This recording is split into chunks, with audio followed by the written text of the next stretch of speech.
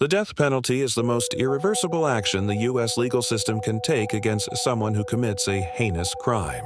While it intends to punish the most serious offenders, it's clear that it's an imperfect system. These cases of where a death sentence should have been commuted exemplify the struggle for justice between the legal system and death penalty abolitionists. Joe Arity was executed in Colorado in 1933 and is remembered as one of the most tragic convictions in U.S. history. He had a severe intellectual disability, with experts estimating that his mental age was around 6 years old. He didn't even understand the charges against him and was coerced during questioning.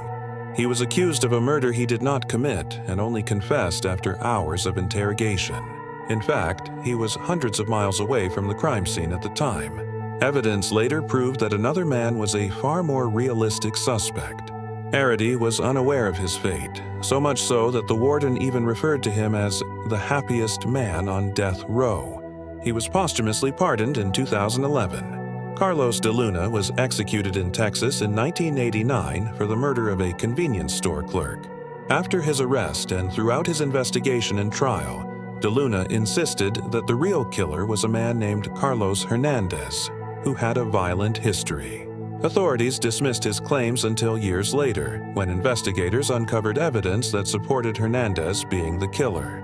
Hernandez had even confessed to friends in addition to carrying the same type of weapon. De Luna's case is widely perceived as a wrongful execution, one that could have been prevented by proper investigative work. Ruben Cantu was only 17 years old when he was sentenced to death in Texas in 1993 for a murder he denied committing. The conviction was based exclusively on the testimony of a single eyewitness who was injured during the incident. Years after Cantu's execution, the witness publicly recanted their testimony, admitting that he was under pressure to identify him. Furthermore, there wasn't a shred of evidence to tie Cantu to the crime scene. The authorities ignored the witness's uncertainty to wrongfully convict an innocent young man.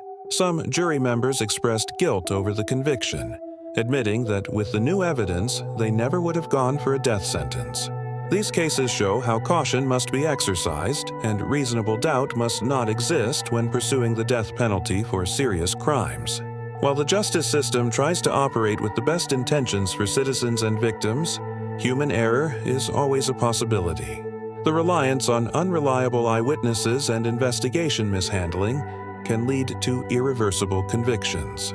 In some cases, commuting a death sentence isn't only merciful, it is actual justice.